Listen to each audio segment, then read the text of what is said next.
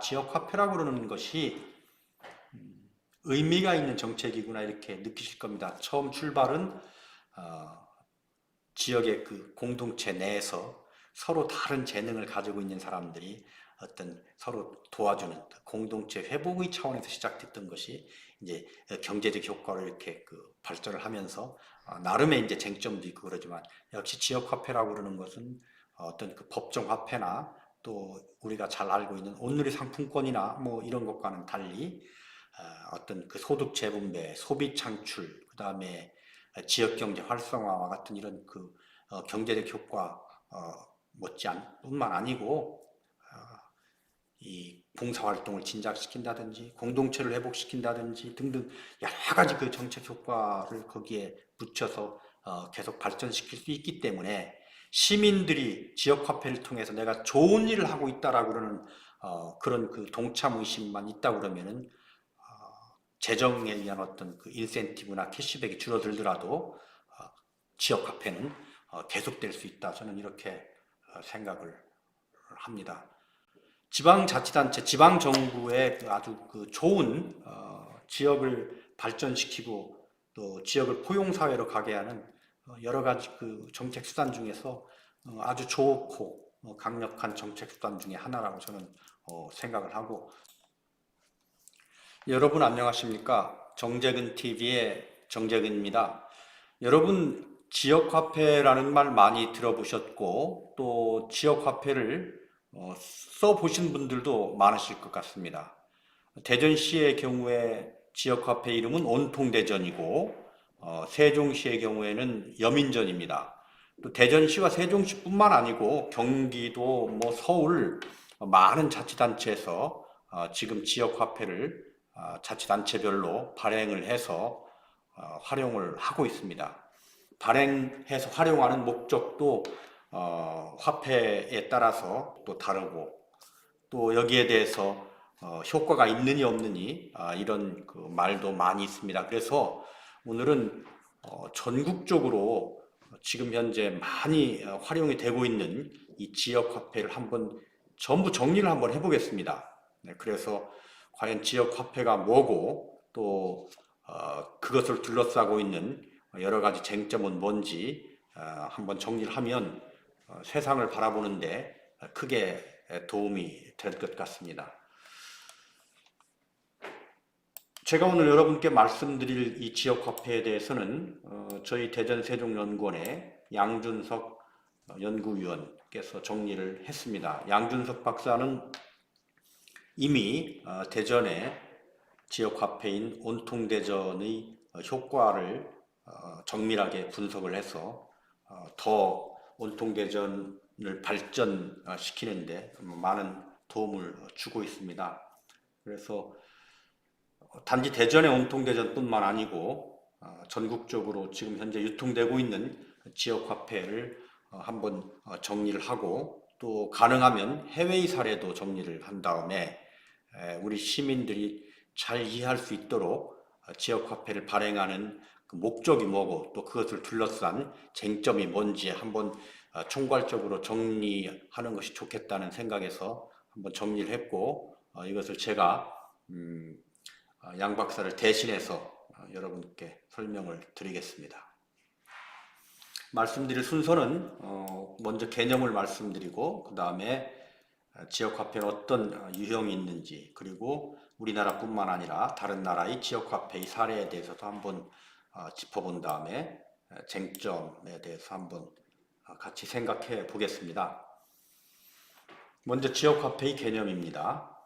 지역화폐는 특정 지역 또는 커뮤니티에서만 유통되도록 설계된 화폐를 통칭하는 말입니다. 이것은 1832년 영국에서 도입된 노동증서에서 출발을 했는데요.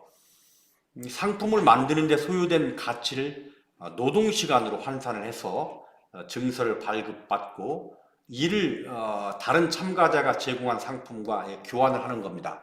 그러니까 최초의 지역화폐라고 그러는 것은 내가 투입한 어떤 그 노동의 시간을 다른 사람의 그 노동의 시간하고 이렇게 바꾸는 건데, 예를 든다면 나는 머리를 깎는데 재주가 있고, 또 다른 사람은 아이를 가르치는데 이렇게 재주가 있고 그러면은 내가 그 집 아이 머리를 깎아주는데 1시간을 투입을 하면은 아이의 엄마가 저에게 1시간 내 그 노동 증서를 주는데, 그 노동 증서는 뭐 하고 나중에 바꿀 수가 있냐면은 그 엄마는 아이들을 가르치는데 아주 좋은 재주가 있으니까 내가 나중에 우리 아이를 가르쳐야 되겠다 하면은 내가 일한 1시간의 그 노동 증서를 가지고 우리 집 아이를 당신이 시간 나면 1시간 와서 가르쳐 달라, 이렇게 하면서 이 커뮤니티 내에서 서로 이 협조하고 협업하는 그런 차원에서 이게 출발을 했기 때문에 사실은 처음에는 이제 그 화폐라는 이름을 붙였지만은 공동체를 회복시키는데 굉장히 큰 효과가 있겠죠. 우리 커뮤니티에는 뭐 이발을 잘하는 사람도 있고, 아이들을 잘 가르쳐 주는 사람도 있고, 또 뭐 목수가 있을 수가 있고, 집을 잘 짓는 사람이 있을 수가 있고, 농사를 잘 짓는 사람이 있을 수가 있고, 이렇게 다양한 사람들이 커뮤니티에 모여 있는데 이것을 자기의 그 재주를 다른 사람에게 노동 시간만큼 서로 필요하면 이렇게 교환할 수 있게끔 했기 때문에 어떤 그 공동체의 붕괴를 막을 수 있는 그런 아주 좋은 제도였죠. 우리나라의 경우에 지역 공동체 활성화 차원에서 민간 주도로 지역 화폐가 최초 도입이 됐습니다. 90년대 말에 대전의 지역 품앗이 한밭 레츠라는 게 있거든요. 그래서 그 한밭 레츠에서 발행한 이 두루라고 그러는 이 화폐가 한국에서 최초로 대두된 화폐인데, 이것이 마찬가지 노동을 서로 품앗이처럼 이렇게 교환하는 그런 것에서 유래가 됐습니다. 그런데 요새 이제 코로나19로 인한 소비 둔화, 또 소상공인의 어려움을 경감시키기 위한 정책 수단으로 지역 화폐가 주목을 받으면서 대부분의 지역으로 지역 화폐 발행이 확대가 됐습니다. 화폐 발행 규모는 2016년에 1168억 원에서 2020년에는 9조 원에 육박을 했습니다. 아까 제가 대전의 지역 화폐 이름이 온통대전이라고 그랬죠. 온통대전의 경우에 출시된 지 1년이 지났는데 현재 가입자가 56만 명, 누적 사용액이 1조 4천억 원에 달하고 있습니다. 기능에 대해서 한번 우리가 살펴보지요. 지역화폐의 기능은 크게 지역경제 활성화, 이건 뭐 경제적 관점에서 생각을 해보는 거고, 그 다음에 아까 최초의 지역화폐가 서로의 그 노동을 교환하는 것에서 시작된 것처럼 지역공동체 회복이라는 이런 그 기능이 있습니다. 그래서 크게 두 가지 기능으로 우리가 볼 수 있다. 우리나라의 지역화폐의 도입은 민간이 주가 되어서 이루어졌고요. 확산은 이제 정부 주도로 이루어지는 형태입니다. 그에 따라서 사회적 가치 실현보다 지역경제 활성화에 대한 지역화폐 기능이 요즘에는 중요해지는 추세에 있다, 이렇게 보시면 되겠습니다. 여기 이제 이 표에 정리가 된 것처럼 경제적 관점으로는 지역경제 활성화, 그리고 이 지역경제 활성화의 그 카테고리에 들어가는 것이 소비진자, 또 지역 자금의 영내 순환, 그러니까 지역에 있는 소상공인이나 지역에 있는 이 기업들에게 이 돈을 쓰게 함으로 인해서 경제를 활성화시킨다라는 것이고요. 영역은 이건 뭐 마켓, 시장에서 이렇게 활용이 되는 거고, 우리가 이제 지금 말씀드린 지역 공동체 회복이라는 사회적 관점에서 보면 이것은 지역 공동체의 신뢰나 협력 관계를 형성시키고 사회적 문제 해결을 하는데 이게 도움을 줄 수 있다. 그래서 이것은 이런 그 비시장, 즉 커뮤니티에서 이렇게 그 노동의 교환이라든지 이런 것으로 이제 왔다 갔다 하는 그런 지역 화폐로 볼 수가 있습니다. 지역 화폐는 경제적 거래 행위뿐만 아니라 상호 부주적인 활동이라든지 또 지역사회 공헌 활동에도 활용된다는 것이 뭐 한국은행에서 발행하는 이런 그 국가가 발행하는 이런 법정 화폐와 가장 큰 차이가 있다 이렇게 보시면 되겠습니다. 특성은 우선 화폐 발행 주체는 우선 지역화폐의 경우에 지방자치단체나 NPO, Non-Profit Organization, 그러니까 뭐 봉사단체 이런 데가 이제 NPO죠. 또 뭐 정부는 아니더라도 공공 목적을 위해서 만들어진 이런 그 공사공단 같은 이런 조직도 NPO라고 볼 수 있고요. 일반 기업, 개인 또 뭐 지역 화폐를 또 발행을 하는 경우가 있습니다.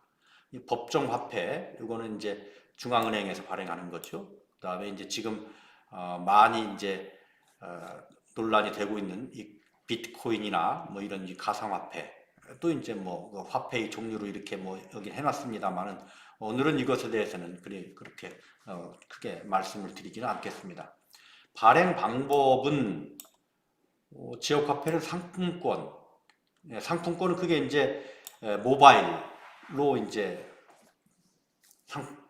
발행하는 경우가 있고 또 지류형은 이제 뭐 화폐처럼 이렇게 상품권이나 이렇게 해서 종이로 이렇게 만들어진 그런 것이 있을 수가 있고요.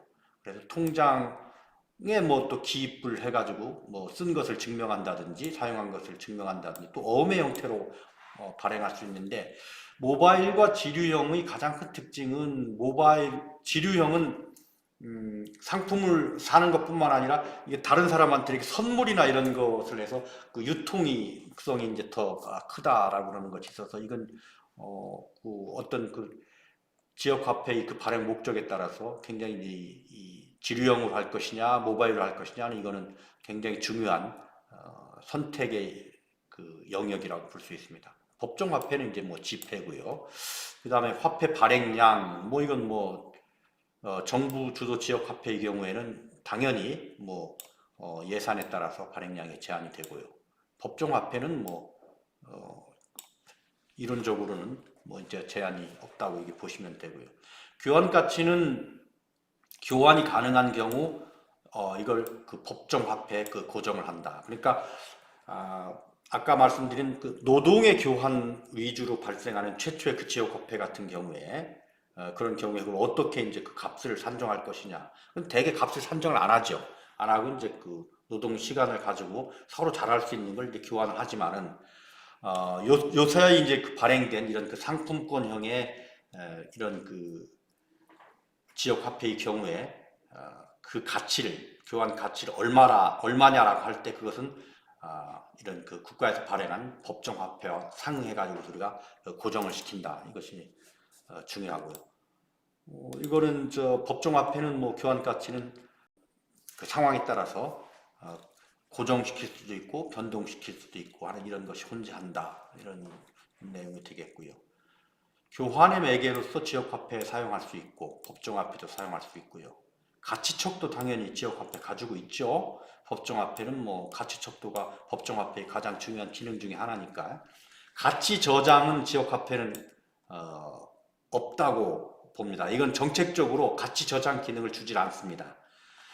소비 진작을 위해서 지역 화폐를 발행했을 경우에 빨리 그걸 일정 기간 내에 소비를 해야 되기 때문에 가치 저장 기능을 줘서 10년, 20년 뒤에도 지금 이것이 뭐 10만 원, 20만 원의 가치를 발행 가치를 가지고 있다 그러면은 이건 중앙은행에서 발행한 법정 화폐와 같기 때문에 이건 정책 목표와 맞지 않기 때문에 통상 지역 화폐는 시간이 지나면서 가치를 떨어뜨리거나 또는 일정 기간까지만 사용하게 한다든지 하는 이런 이 정책적 수단을 도입을 합니다. 당연히 법정화폐는 가치 저장에 대해서 기간 제한이 없고요.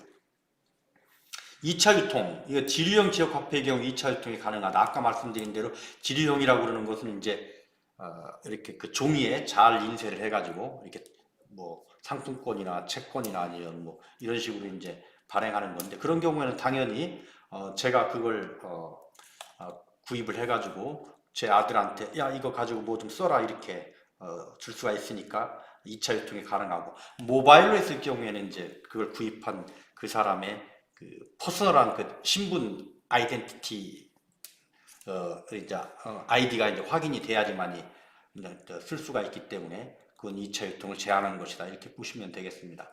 지역화폐 유형에는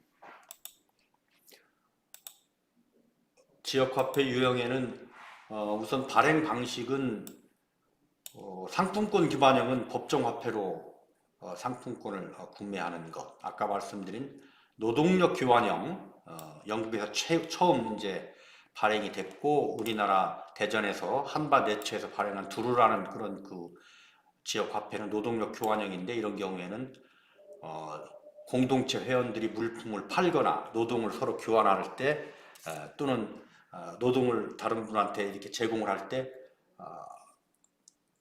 그 대가로 지역 화폐를 발행하면 그분이 또 그 지역 화폐를 가지고 다른 그 노동력을 필요로 하면 또 이렇게 사용하는 식으로 이렇게 하면 되는 겁니다. 그리고 교환 가치는 이건 뭐 법정 화폐에 당연히 상품권 기반형은 고정이 돼 있고 노동력 교환은 뭐 법정 화폐 고정시키는 경우도 있고 또 뭐 노동 시간으로 이렇게 환산을 하는 경우도 있고 이렇게 그건 뭐 그 공동체에서 약속하기 나름인 것 같습니다. 그리고 발행 형태는 뭐 아까 말씀드린 대로 상품권 형태의 경우에 지류형이나 모바일 또 노동력 교환의 경우에는 이제 통장 계좌 내에서 이제 또 가감을 하는 그런 그 발행 형태로 이렇게 가질 수가 있고요. 발행 목적에 따라서 한번 또 그 유형을 보면 자금 유통형이 있고요. 또 커뮤니케이션형이 있고 소비 촉진형이 있습니다. 그러니까 우리가 지금 지역 화폐 뭐 대전의 온통대전이나 세종시의 여민전 이런 것이 과연 어떤 목적을 가지고서 발행을 하느냐에 따라서 그 방식 그 어떤 이 정책적인 제안을 하고 하는 것이 굉장히 달라집니다. 그래서 이걸 아는 것이 굉장히 중요한데 자금 유통은 이제 뭐 지역 내 커뮤니티 운영에 기여하는 비영리 단체 등의 이제 자금을 법정 화폐로 지원하는 것이 아니라 이 지역 화폐로 지원을 하는 겁니다. 그렇게 되면은 결국은 이 지역 화폐는 지역에서만 쓸 수 있는 것이기 때문에 자금이 역외로 이동이 안 되죠. 그러니까 지역의 어떤 그 경제 활성화에 직간접적으로 이렇게 도움을 주는 것이기 때문에 이게 굉장히 중요한 기능이고요. 사례는 스위스에서 발행한 이제 FIR,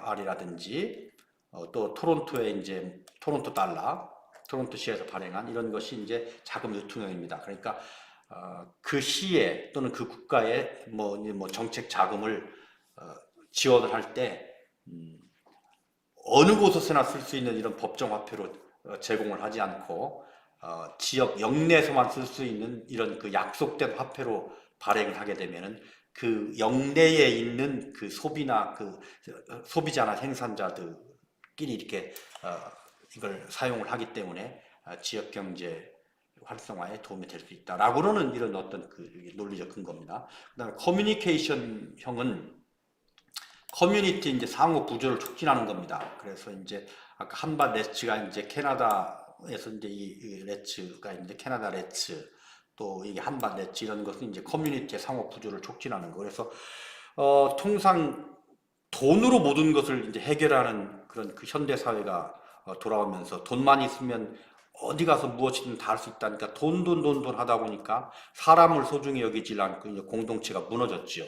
그래서 이것은 사람을 들여다보고 그래서 우리 공동체 보면 이런 일을 하시는 분도 있고 이런 일을 하시는 분도 있고 그래서 이런 모든 분들이 자기의 재능과 장점을 커뮤니티를 위해서 항상 늘 이렇게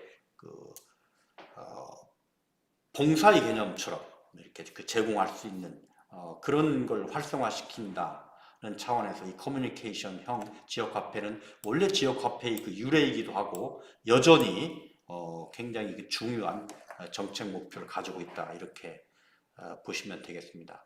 소비 촉진형은 이제 지금 우리나라에 있는 코로나19의 그 재난 지원금을 국민들에게 지급을 하면서 자치단체가 그 지역 자치단체의 지역화폐로 그걸 지급을 했죠. 그랬을 경우에 역시 마찬가지로 지역에 소비 촉진에 도움을 주기 위해서 이제 그렇게 했다. 그래서 예를 들어서 100만 원을 재난지원금을 받았는데 그걸 화폐로 받게 되면은 내가 서울 가서도 쓸 수 있고 부산 가서 쓸 수 있고 대전에서 쓸 수 있고 해서 이런 편리성은 있지만 만약에 내가 살고 있는 지역에 화폐를 주게 되면 그것을 일정 기간 내에 우리 지역에서만 사용할 수가 있다. 그래서 결국은 지역 내에 있는 그 소상공인에게 이제 도움이 줄 수 있다라는 차원에서 그렇게 이제 볼 수 있고, 그 다음에 이제 뭐 그런 차원에서 지역의 이제 소비 촉진에 도움이 된다라는 이런 그 정책 목적을 가지고 있다. 이렇게 보시면 되겠습니다. 다른 나라의 지역 화폐 사례를 한번 보면 아까 말씀드린 스위스의 이제 VER라는 것이 있죠.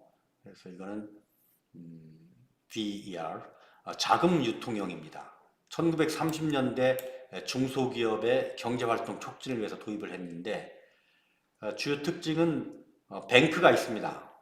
VER 뱅크가 있어서 여기서 시장 금리보다 낮은 저금리로 중소기업에게 이 화폐로 이제 융자를 합니다. 그러니까 융자를 하러 가면은 통상 그 동안에는 스위스의 돈으로 이렇게 뭐 예를 들어서 주는 거죠. 그런데 스위스 돈으로 이제 그 환산한 이 비르라고 하는 화폐를 주게 되면은 이 비르라는 화폐는 아무 데서나 이렇게 쓰는 것이 아니고 서로 약속된 그 기업 간의 이거 거래를 이걸로 합니다. 비르로. 근데 낮은 저금리로 주기 때문에 인센티브가 있고 유인이 있어서 이걸 이제 사용을 하는 거고요. 그 다음에 이 투자된 자금이 기업 간 거래에 사용이 되고 직원 급여 일부로 또 환원이 되기 때문에 결과적으로 영내 소비, 지역 화폐가 지역 내 소비를 촉진하게 되는 이제 순환적 모델을 이제 구축을 한 그런 효과를 봤고요. 거래가 이루어질 때마다 이제 수수료를 조금씩 징수해서 이 지역 화폐의 운영비에 이제 충당을 하고 있습니다. 그래서 이거는 대개 지역 화폐가 이제 person to business, 그러니까 사람과 뭐 소상공인이나 뭐 기업 간의 이 물건을 살 때의 거래뿐 아니라 요건 스위스 지역 화폐는 비르는 기업 간의 거래대금 결제에도 사용이 될 수 있다. 그래서 어떤 지역 화폐의 그 활용 가능성에 또 새로운 방법도 좀 열어놓고 있다. 그래서 요 교환 방식에 대해서 한번 보시면 되겠습니다. 그래서 비르를 여기 은행이 이제 있으면은 중소기업은 이제 회비를 내고 이 계좌를 개설을 하게 되면은 그 기업들이 약속을 한 여러 기업들이 이제 그 회원 기업들이 있으면 이 회원 기업들은 이 은행에서 받은 이 지역 화폐로 서로 사업을 하면서 자금을 결제할 수 있는데 메리트는 저리로 이 화폐로 달라고 그랬을 경우 융자를 받을 경우에 저리 융자를 해주기 때문에 거기서 나오는 차액이 기업에 도움이 될 수 있다라는 이런 그 차원이 되고, 또 두 번째는 이것이 또 직원들에게 이 화폐로 임금을 지급하게 되면 직원들은 또 이것을 지역 내에서 소비를 함으로 인해서 영내 소비, 지역 내 소비 진작을 통해서 지역 내 이 소상공인이나 지역 내 기업들에게 도움이 될 수 있다. 이런 것이 이제 스위스 거고요. 그 다음에 캐나다의 이제 토론토 달러라고 그러는 것입니다. 이게 또 마찬가지로 이제 자금 유통형인데요. 지역 사회를 발전시키고 지역 재생 등에 대한 자금 마련을 위해서 이제 도입을 한 것입니다. 주요 특징은 뭐 대형 상업은행 등의 지점에서 캐나다 달러하고 토론토 달러를 교환할 수 있다. 이 토론토 달러는 지역 화폐죠. 캐나다 달러는 이제 법정 화폐입니다. 캐나다에. 그런데 이걸 교환을 할 때 자동적으로 10%를 이제 논 프라핏 오거나이제이션에 기부를 한다. 이게 이제 중요한 것은 결국은 이 10%의 어떤 그 좋은 일에 쓰는 공익형 그 기부금을 만들기 위해서 이것을 한 것이고, 사용자에게 특별한 혜택은 주어지지 않는다. 이런 내용이 되겠습니다.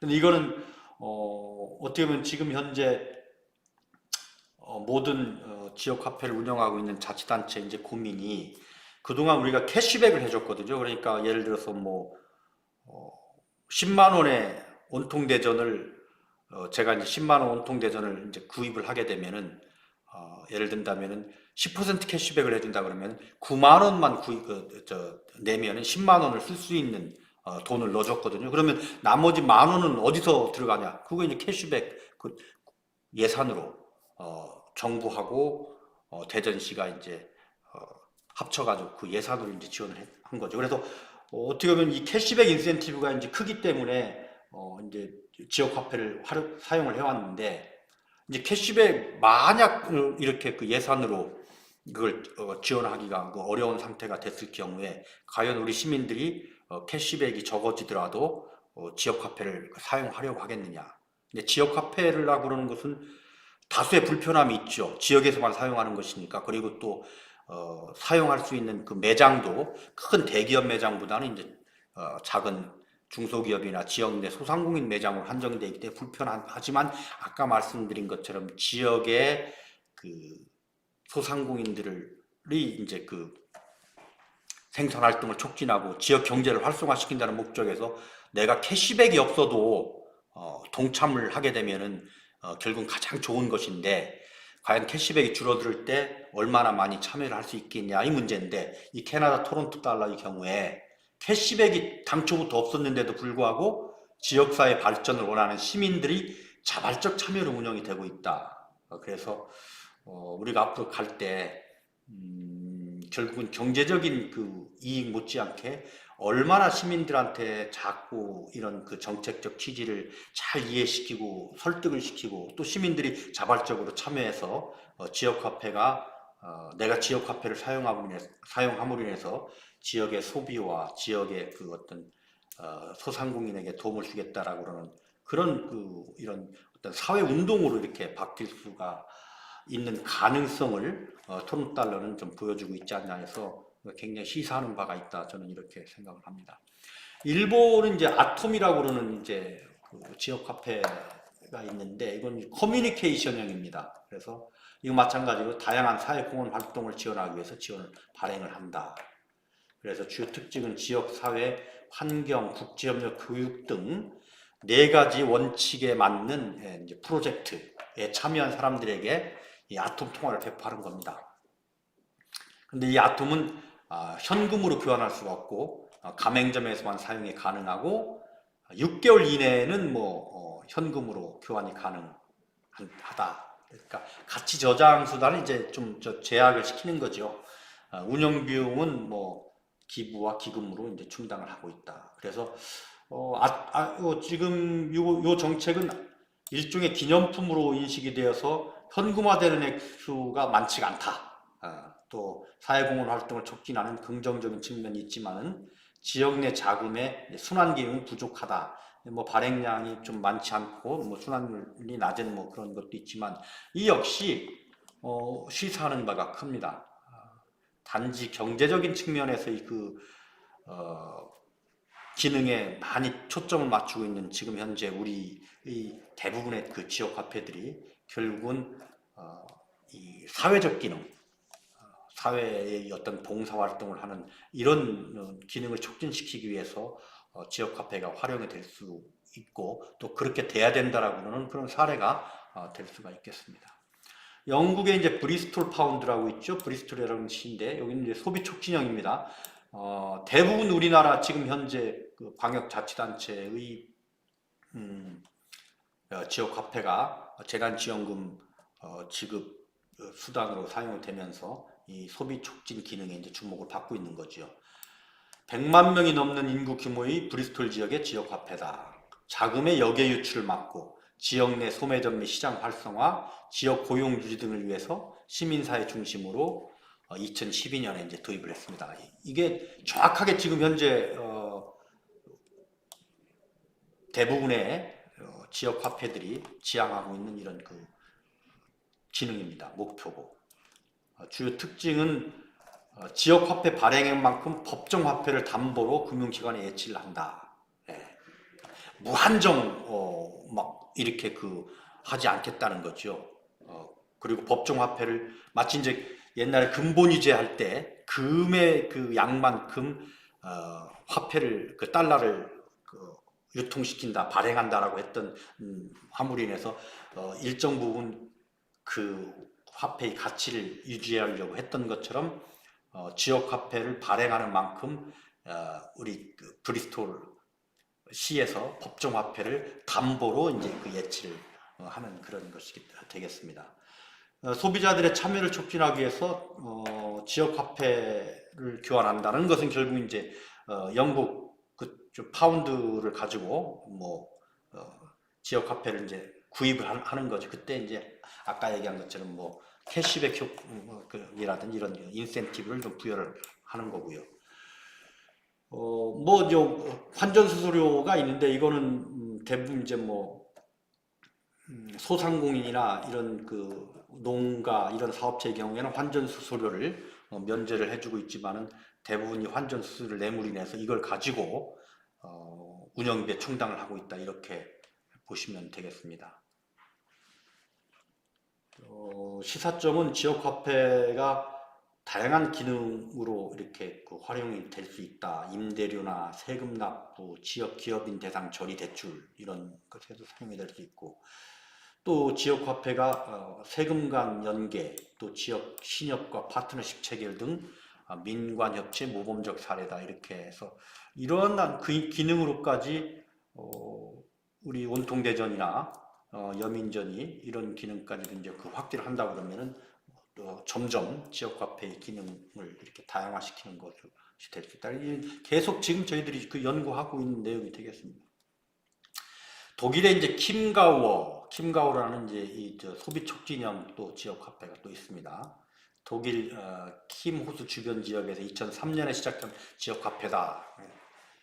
지역 내 고용과 지역 문화 활성화를 위해서 도입을 하고 있다. 그래서 보면은 지역화폐 발행은 뭐 그 지방자치단체가 직면하고 있는 여러 가지 그 어떤 이 정책적 환경에 따라서 다양할 수가 있습니다. 여기는 뭐 고용하고 또 문화가 또 굉장히 또 중요한 어떤 화두가 됐었던 모양이죠.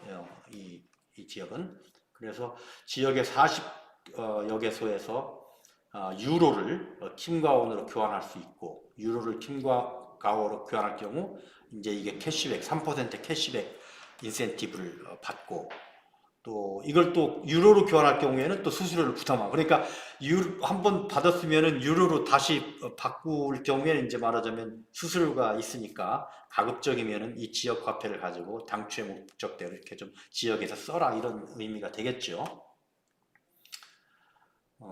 수수료를 받아서 운영비하고 이제 뭐 지역공원 사업에 이제 쓴다. 근데 이게 특이한 게 있습니다.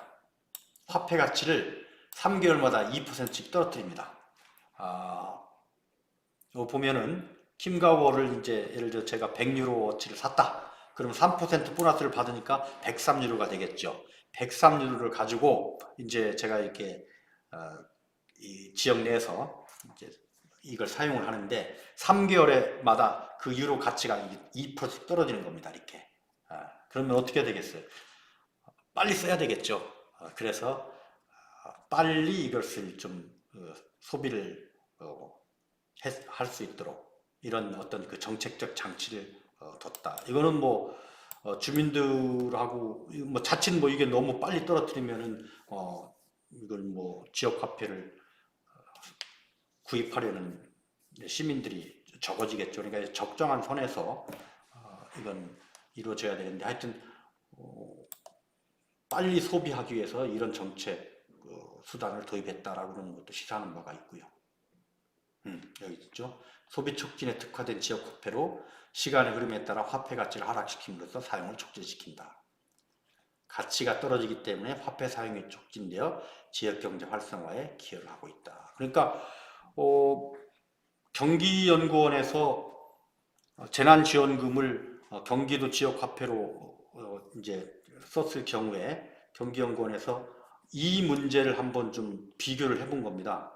그래서 어느 시도가 가장 많이, 가장 빨리 이 지역화폐를 소비시켰는가, 이거에 대해서 이제 연구를 하면서 경기연구원에서 이제 얘기하는 것은 어차피 소비 촉진을 위해서 지역 화폐를 발행한다 그러면은 가급적이면은 이 어려운 경제 환경을 빨리 타개하기 위해서는 빨리 소비를 하게끔 하는 그런 이 촉진 정책 수단을 함께 사용하는 것이 좋다라고 이렇게 주장을 하는데 킴 가오 형태가 그런 데 시사하는 바가 있다고 하겠습니다. 이게 이제 지류형 지역 화폐는 아까 말씀드린 것처럼 이렇게 종이로 나오는 거죠. 그래서 2차 소비자한테 이렇게 선물이나 이렇게 전가를 할 수가 있어서 그런 그 편리성이 있는 거죠.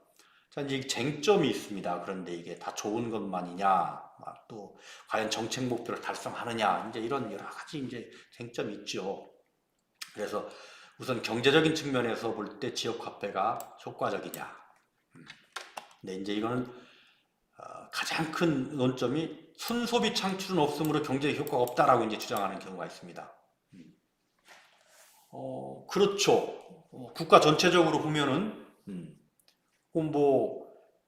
그 돈을 가지고 어차피 쓴다 그러면은 대전 시내에서 쓰나, 그렇죠?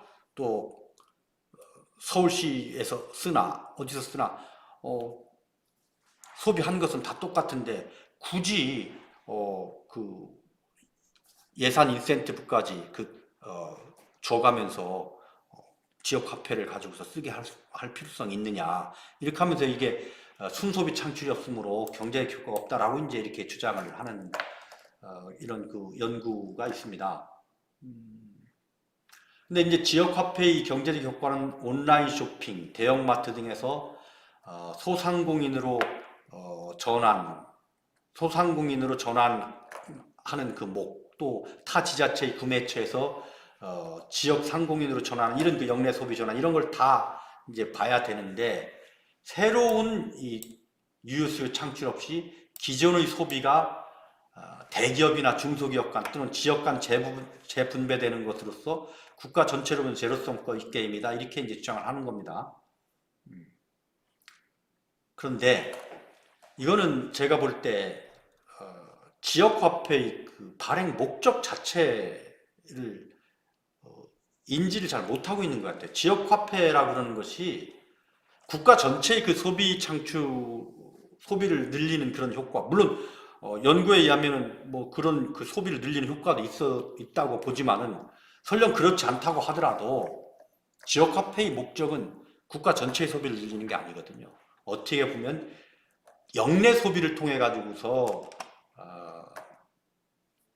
지역경제 활성화를 시키고, 또 역내 소비를 할 때 역내에 있는 대기업보다는 소상공인 그 업소의 그 소비를 제한시킴으로 인해서 결국 소득 재분배 효과가 있다. 그래서 순소비 창출이 없다 해도 재분배 효과가 있다. 이것이 그 지역화폐의 그 발행의 원래적인 목적이기 때문에, 정책 목표가 아닌 이런 다른 목표를 가지고서 이 지역화폐가 효과가 없다라고 하는 것은 이거는 저는 생래부터 이건 그 잘못된 주장이라고 생각합니다.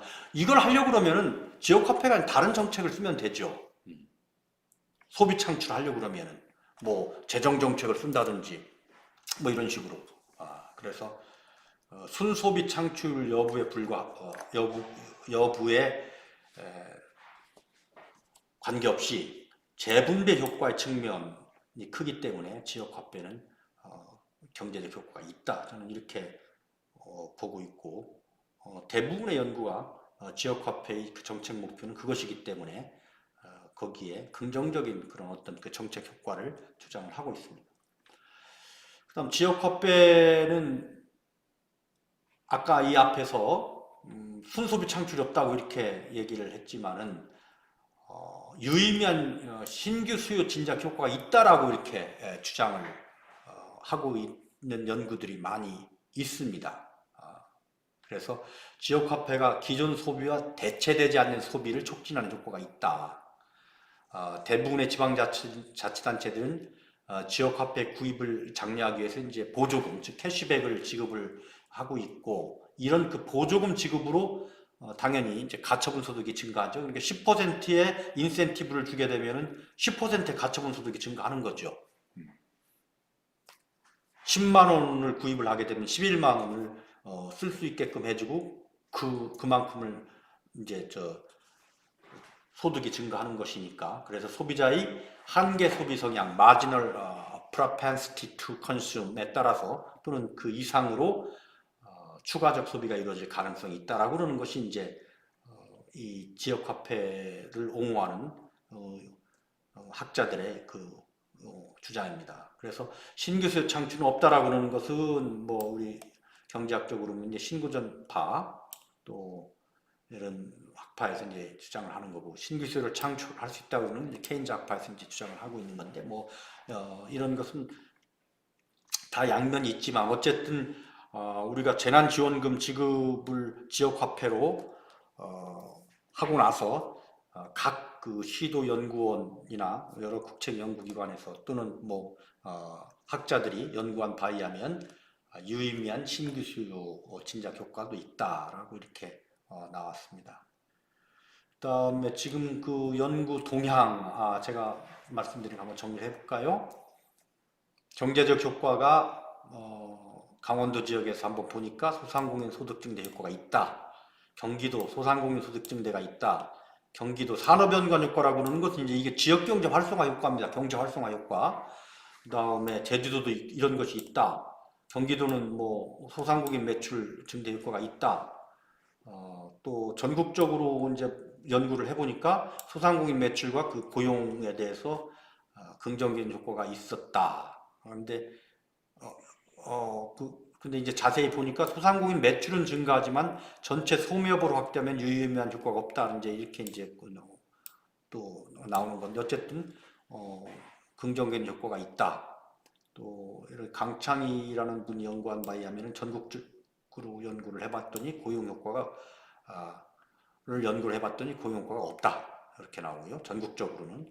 대전의 경우에 아까 지금 이 양준석 연구위원 양수석 박사가 연구한 건 2020년 5월부터 11월까지 우리 재난지원금 지급 효과를 이렇게 보니까 소비 진작 효과가 있다. 이렇게 나와 있습니다. 자, 쟁점 두 번째. 아까 이제 쟁점 첫 번째가 소비 진작 효과 있냐? 그렇죠? 경제적 효과가 있냐? 그리고 소비 진작 효과가 없다 할지라도 소득 재분배 효과가 있기 때문에 지역화폐는 유의미한 이런 그 경제적 효과를 지니고 있다라고 이제 이렇게 정리가 됐고, 두 번째 쟁점이 코로나19로 인한 경제 위기가 지나가도 과연 유효한 정책인가 이겁니다. 지역화폐는 코로나19 경제 위기 극복을 위해서 이제 정부 주도로 추진한 정책이죠.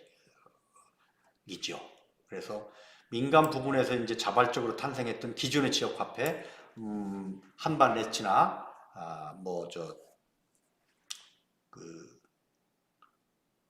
캐나다 레츠나 이런 거는 좀 또 영국에서 발행한 것, 이런 건 성격이 좀 다르죠.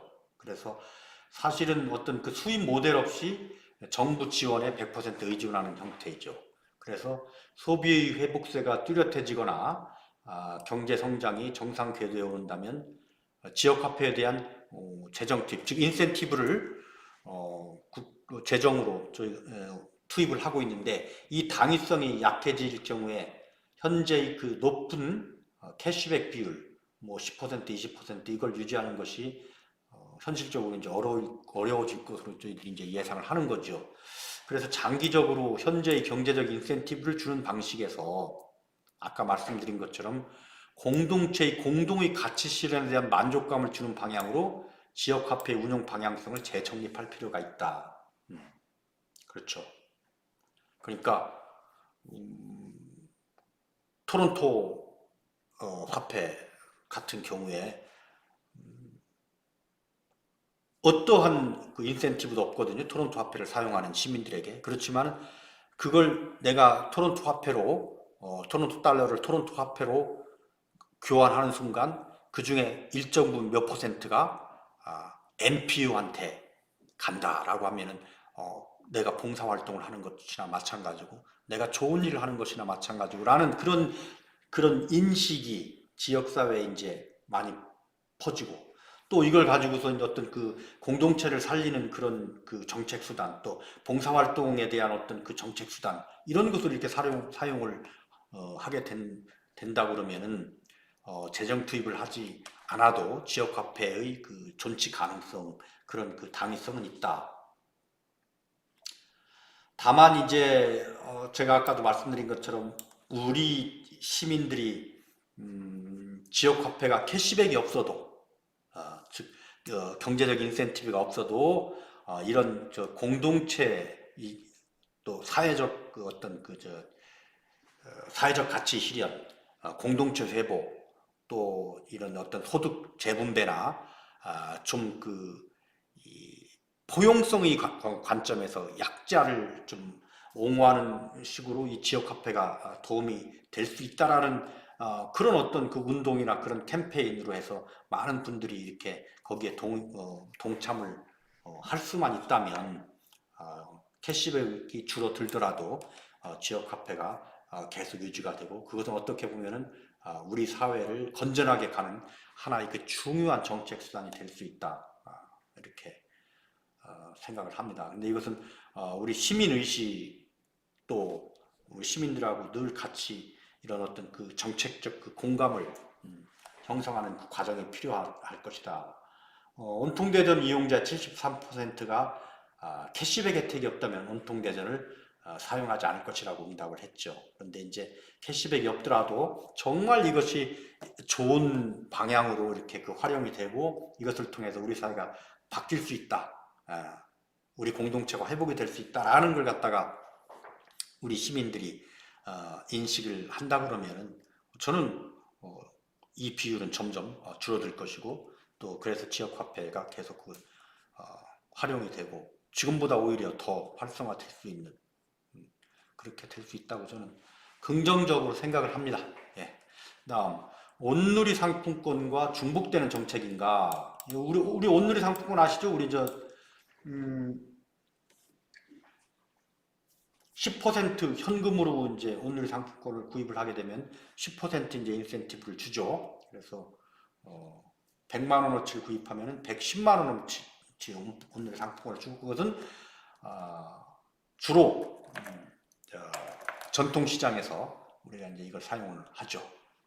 그래서 온누리 상품권은 전통시장법에 의거해서 국가에 등록된 상점가에서만 사용이 가능하고, 지역화폐는 지역 제한이 있지만 이거는 온누리 상품권은 대부분 지역 제한 없이 소상공인 상점에 어디 가든 등록된 그 소상공인 상점엔 다 사용할 수가 있죠.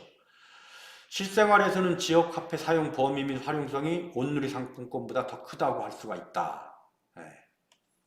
온누리 상품권과 지역화폐로 구입하는 상품들이 대부분 지역 간의 교역제가 아니라 주로 지역 단위에서 거래되는 재화 및 서비스이다. 전통시장에 가면은 그거 가지고서 막 몇십 킬로 이렇게 이동하고 한나절 이렇게 이동할 수 있는 물건이 아니죠. 대부분 전통시장에서 사는 물건들은 가까운 데 편리하게 가서 구입해 가지고서 바로 먹든지, 아니면 뭐 아주 그냥 소소한 생필품 이런 것이기 때문에 이 지역 제한에 따라서 이 지역 화폐가 지역 제한을 가지고 있다고 해서 큰 실질적으로 온누리 상품권하고 보다 불편한 그런 그 화폐다, 이렇게 볼 필요는 없다라고 그러는 것이 이제 연구자들의 이제 생각입니다. 그래서 온누리 상품권도 결국은 유지를 하고 지역 화폐는 지역 화폐대로 유지를 하는데 정책 목표가 다르죠. 온누리 상품권은 전통 시장을 활성화하기 위해서 만든 거고, 지역 화폐는 소비 촉진, 소득 재분배, 지역 경제 활성화, 공동체 회복, 약자의 보호, 뭐 봉사활동 진작 등등 여러 가지 그 정책 수단을 결합시킬 수가 있기 때문에 온누리 상품권과 중복되는 정책이다, 이렇게 주장하는 것은 저는 맞지는 않다고 보고요. 그다음에 이제 정책이 이제 실적을 분석하면은 뭐 대전 시내에서도 뭐 구별로 이제 뭐 이렇게 좀 차이가 있고 특정 업종 쏠림 현상이 발생한다, 이렇게 이제 나오는데, 이거는 우리가 정책을 계속 추진하면서 계속 보완하면은 충분히 될 것 같은 문제입니다. 업종별로는 일반 음식점, 휴게 음식점, 슈퍼마켓, 편의점, 식료품 업종에서의 온통제된 사용액이 전체의 50%에 육박하고 있다. 뭐 이렇게 얘기를 하고 있습니다. 그래서 노래방 같은 집합금지 업종이나 코로나 직격탄을 맞은 여행사 등 도움이 가장 필요한 업종에서 지역화폐가 별다른 도움을 주지 못한다는 문제가 있다. 근데 이거는 지금 이제 코로나19와 관련돼서 이제 지역화폐를 발행을 했기 때문에 그런 것이고요. 앞으로 이제 코로나19가 지나갔을 때 지역화폐 어떤 그 정책 방향은 거기에 맞춰서 또 수정이 되고 발전을 할 것이기 때문에 지금 현재의 어쩔 수 없이 진행된 이것만 가지고서 볼 수는 없다.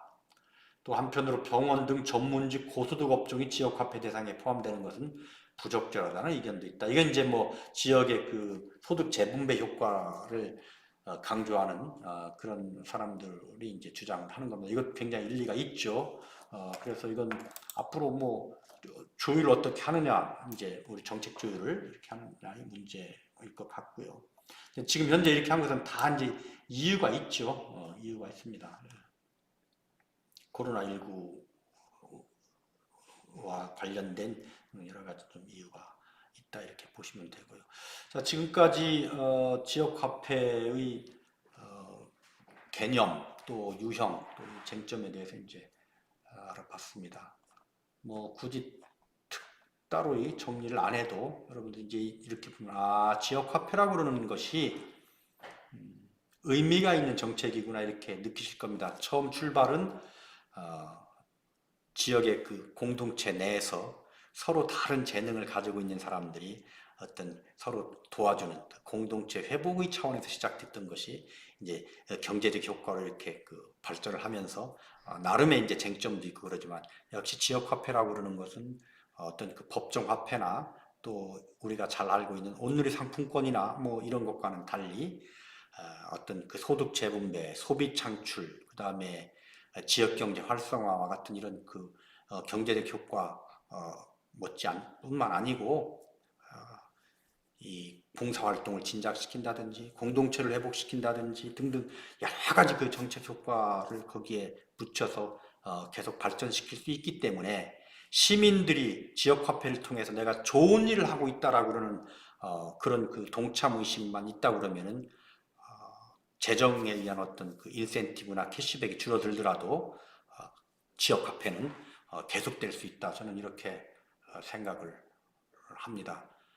지방자치단체, 지방정부의 아주 그 좋은 지역을 발전시키고 또 지역을 포용사회로 가게 하는 여러 가지 그 정책 수단 중에서 아주 좋고 강력한 정책 수단 중에 하나라고 저는 생각을 하고 저희 대전 세종연구원은 계속 이 분야에 대해서 연구를 하고 더 좋은 정책 수단으로 발전이 될 수 있도록 항상 같이 노력을 하겠다는 시민들과 함께 노력을 하겠다는 그런 말씀을 드리면서 오늘 말씀을 마치고요. 지역화폐 생활 속의 정책이죠. 그래서 우리가 잘 모르고 그냥 이렇게 그 쓰기만 했던 지역화폐가 이런 의미를 가지고 있구나 이렇게 아실 수 있는 그런 계기가 되었으면 좋겠습니다. 구독, 좋아요는 더 좋은 동영상을 약속합니다. 여러분 고맙습니다.